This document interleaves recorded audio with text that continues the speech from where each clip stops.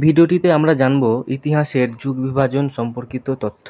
এখানে বলে রাখি, ঐতিহাসিকবিদগণ ইতিহাসের সময়কালকে আরও সহজ করে বোঝাবার জন্য ভারতের ইতিহাসকে 3টি পর্যায়ে বিভক্ত করেছেন। এগুলি হলো প্রাচীন যুগ, মধ্যযুগ এবং আধুনিক যুগ। বিভিন্ন ঐতিহাসিক প্রাচীন যুগের সময়কাল নির্ধারিত করেছেন সুপ্রাচীন কাল থেকে, অর্থাৎ প্রি হিস্ট্রি থেকে গুপ্ত যুগের পতনের আগের সময় পর্যন্ত।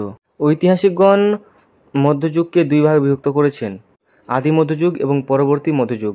আদি মধ্যযুগের সময়কাল গুপ্ত যুগের পরবর্তী কাল থেকে 1206 পর্যন্ত এবং মধ্যযুগের সময়কাল 1206 থেকে 1757 খ্রিস্টাব্দ পর্যন্ত। আবার আধুনিক যুগকে ধরেছেন 1757 খ্রিস্টাব্দ থেকে আজ পর্যন্ত।